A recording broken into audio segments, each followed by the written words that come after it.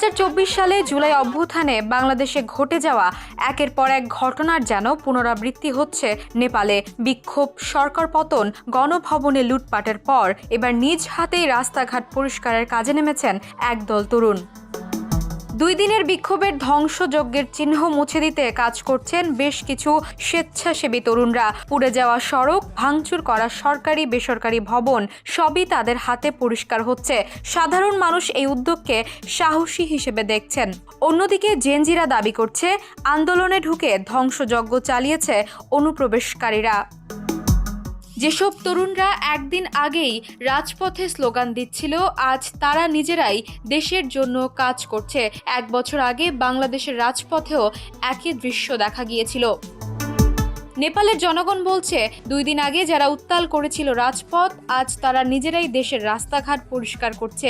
এটি সত্যিই প্রশংসনীয়। মেহরুনেসা তন্নি, দ্য নিউজ।